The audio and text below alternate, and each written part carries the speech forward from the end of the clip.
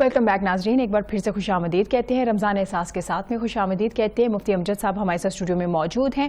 قرآن کریم کے حوالے سے آج ہم بات کر رہے ہیں کہ قرآن مجید جو ہے سب سے زیادہ پڑھنے والی کتاب ہے، لیکن وہیں پہ انہوں نے ایک بڑی اہم بات کی، وہ یہ کہ سمجھا بہت کم جاتا ہے۔ رمضان میں بہت بڑی تعداد میں جو لوگ ہیں قرآن مجید پڑھ رہے ہوتے ہیں، اور ماشاءاللہ سے اگر ان سے نمبر پوچھے جائے تو کوئی 5 بتا رہا ہوتا ہے، کوئی 6 بتا رہا ہوتا ہے، کوئی 7 بتا رہا ہوتا ہے۔ تو اسی حوالے سے بریک میں بھی ہم مفتی صاحب سے بات کر رہے تھے۔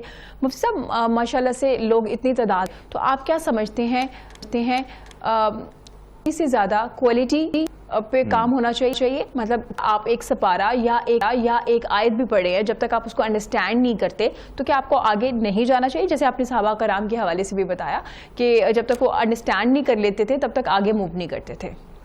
یقیناً اسی طرح، بلکہ ہر عمل، ہر نیک عمل کا جو معاملہ ہے کہ جو کوالٹی ہے وہ میٹر کرتی ہے۔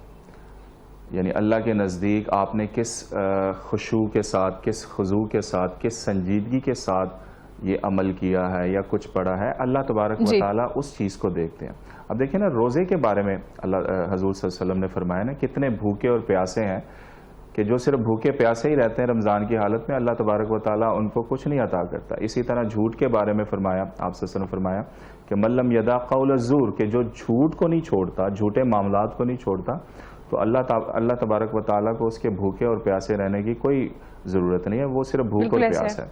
تو کوالٹی میٹر کرتی ہے، کوانٹٹی میٹر نہیں کرتی۔ آپ تھوڑا کریں، یعنی سب سے بہترین عمل وہی ہے کہ جو روزانہ کی بنیاد پر ہو، اگرچہ تھوڑا ہو، یہ آپ صلی اللہ علیہ وسلم کے الفاظ ہیں۔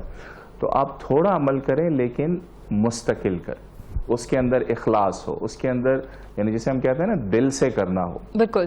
تو ہمارے معاملات اسی طرح ہوتے ہیں کہ ہم ظاہری طور پر یعنی شو آف کرنے کے لیے، اور آپ نے بڑی درست نشاندہی کی ہے کہ ہم بڑے فخری انداز میں ایک دوسرے کو کہہ رہے ہوتے ہیں کہ ہم نے اتنا پڑھ لیا۔ بے شک اس کا بھی ثواب ہے، ہم یہ نہیں کہتے، لیکن میں نے کہا کہ وہ جو فرسٹ سٹیپ ہے اس سے آپ آگے آئیے، وہ آپ کا فرسٹ سٹیپ ہے۔ وہ آپ نے قرآن مجید کو تلفظ کے ساتھ پڑھنا ہے، قرأت کے ساتھ پڑھنا ہے، اس علم کو بھی سیکھنا چاہیے۔ تو اس سے آگے جو سٹیپ ہے، جو کہ اصل سٹیپ ہے، جو قرآن کے نزول کا اصل مقصد ہے، وہ ہے اس کو سمجھ کر پڑھنا۔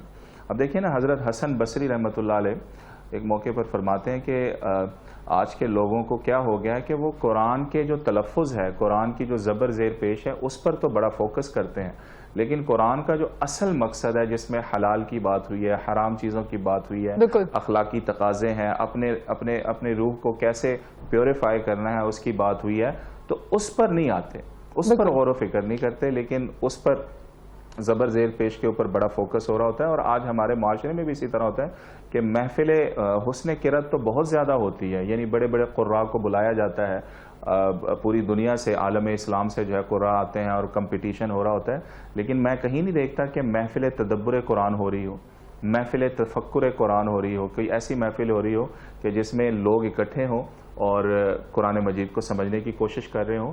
تو معاملہ بالکل اس کے برعکس ہو گیا۔ قرآن کے اصل مقصد کو قرآن سے ہی ہمیں سمجھنا ہے۔ قرآن کیا کہتا ہے؟ کیا قرآن نے یہ کہا ہے کہ میں اس لیے نازل ہوا تاکہ میری صرف محض تلاوت کی جائے؟ نہیں، قرآن کہتا ہے کہ میں اس لیے نازل ہوا ہوں تاکہ اس کے اندر آپ غور و فکر کریں اور اس کے پیغام کو دوسروں تک بھی پہنچائیں، دوسروں کو بھی انذار کریں۔ لِيُنذِرَ مَن كَانَ حَيًّا، اور جو زندہ لوگ ہیں ان کو آپ آگے پیغام پہنچائیں، نہ کہ صرف ایصال ثواب کے لیے اور مردوں کے روح کو بخشوانے کے لیے جو ہے صرف قرآن کی تلاوت ہو۔ بالکل مفتی صاحب، آپ نے بہت اہم پوائنٹ اٹھایا ہے۔ ہمارے ہاں ایک یہ بھی ٹرینڈ ہے کہ جب کوئی فوت ہو جاتا ہے تو پھر ہم باقاعدہ طور پہ سب سے قرآن خوانی کرواتے ہیں، یا سب کو جو سپارے ہوتے ہیں وہ بانٹ دیتے ہیں کہ ایک ایک پارہ پڑھ دیجیے گا، اور پھر ایصال ثواب کے لیے پڑھے ہوتے ہیں۔ کیا اس کا ثواب پہنچ رہا ہوتا ہے مردوں تک، اور کیا یہی صحیح طریقہ کار ہے ان کے لیے دعا کرنے کے لیے؟ دیکھیے، میں نے کہا کہ یہ جتنے بھی معاملات ہمارے معاشرے میں ہو رہے ہوتے ہیں، آپ کیجئے، لیکن خدا را یہاں پہ فل سٹاپ لگا کر نہ بیٹھ جایا کریں۔ یعنی آپ یہ چاہتے ہیں کہ میرے عزیز کو ثواب پہنچانے کے لیے، یا آپ یہ چاہتے ہیں کہ میری نوکری کا بندوبست ہو جائے، یا اس طرح کے جتنے بھی آپ کیجئے، لیکن خدا را فل سٹاپ لگا کر یہیں پر نہ بیٹھ جائیں، اس سے آگے بڑھیے۔ قرآن کا جو اصل مقصد ہے، جو پیغام ہے، وہ یہی ہے کہ اس کو تدبر کے ساتھ پڑھیں، اس کو سمجھ کر پڑھیں۔ اور میں یہ نہیں کہتا کہ آپ بڑی بڑی تفسیریں لے لیں، تفسیر ابن کثیر ہے یا تفسیر ابن جریر ہے، بڑی بڑی آپ سادہ ترجمہ لے کر، اب مارکیٹ میں اویلیبل ہیں، ہر زبان میں آپ کو ترجمے مل جاتے ہیں، تراجم مل جاتے ہیں، آپ سادہ ترجمہ لے کر قرآن مجید کو پڑھنا شروع کر دیں. جہاں پر آپ کو کوئی لگے سمجھ نہ آ رہی ہو تو آپ کسی بھی مقامی عالم کے پاس جا کر آپ سرچ کر سکتے ہیں. اب تو انٹرنیٹ کے ذرائع ہیں, آپ کسی بھی لفظ کا جو ہے مفہوم سمجھنے کی کوشش جو ہے کریں انٹرنیٹ پر سرچ کر کے, تو آپ آرام سے سمجھ سکتے ہیں. تو اب تو وہ مسائل نہیں رہے کہ آپ کو جو ہے کسی عالم دین کے پاس جانا ہو, یا آپ کا اگر کسی پر اعتماد ہے آپ اس کے پاس جا کر تو اس آیت کو سمجھ لیں, اس صورت کو سمجھ لیں. لیکن سب سے پہلے آپ سادہ ترجمہ جو قرآن مجید کے 30 دن ہے نا, رمضان المبارک کے جو 30 دن ہیں, تو آپ ایک دن کر کے ایک سپارہ ترجمے کے ساتھ پڑھیں, تو آپ کو اس کی جو خوشبو ہے, اس کی جو مٹھاس ہے, وہ خود بخود محسوس ہونا شروع ہو جائے گی. کیا بات ہے, بہت ہی خوبصورت. مفتی صاحب, بچوں کو کس طرح قرآن کی طرف لے کے آئیں؟ جیسے قرآن مجید ہم پیرنٹس پہ فرض ہوتا ہے نا کہ قرآن مجید مکمل کروانا ہے, سکھانا ہے. اس کے بعد بچے اس طرح سے ریگولر نہیں پڑھ پا رہے ہوتے, نہ ریگولر اس کو کھول رہے ہوتے ہیں. ہم نے دیکھا کہ جب قرآن مجید مکمل ہو جاتا ہے, باقاعدہ طور پہ ایک محفل منعقد کی جاتی ہے جس میں رشتہ داروں کو بلایا جاتا ہے, دعائے خیر کی جاتی ہے, بڑی خوشیاں منائی جاتی ہے. اس کے بعد ہم اس طرح سے بچوں پہ چیک اینڈ بیلنس نہیں رکھ پا رہے کہ ہمارا بچہ قرآن پڑھ رہا ہے یا نہیں پڑھا, یا جو قرآن میں طریقہ کار بتایا گیا ہے اس کے مطابق اپنی زندگی گزارا ہے یا نہیں گزارا. اصل میں جن کے بچے ہوتے ہیں ان کی اپنی زندگی میں قرآن بہت کم ہوتا ہے. یعنی قرآن کے ساتھ جو ایک تعلق ہے, دیکھیں قرآن کے ساتھ ایک زندہ تعلق قائم کریں.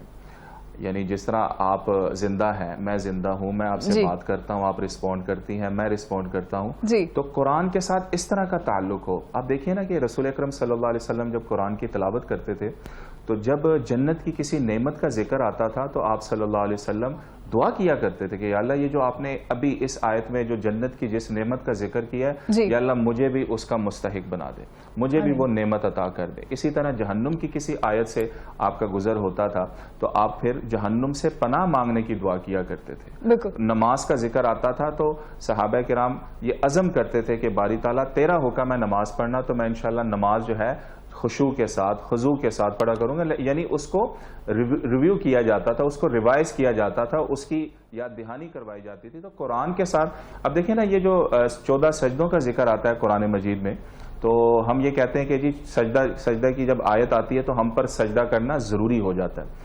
دیکھیں وہ ٹھیک ہے, آپ سجدہ کریں گے, لیکن سجدے کو جب آپ ترجمے کے ساتھ پڑھ کر پھر سجدہ کریں گے, اس کا جو ہے لطف ہی کچھ اور ہے. مثال کے طور پہ ایک آیت کا ترجمہ ہے جس میں جو سجدے کی آیت ہے کہ اللہ تبارک و تعالیٰ فرماتے ہیں کہ مجھے ہر چیز سجدہ کرتی ہے. شجر, حجر, سورج, چاند, ستارے, زمین کی ایک چیز مجھے سجدہ کرتی ہے.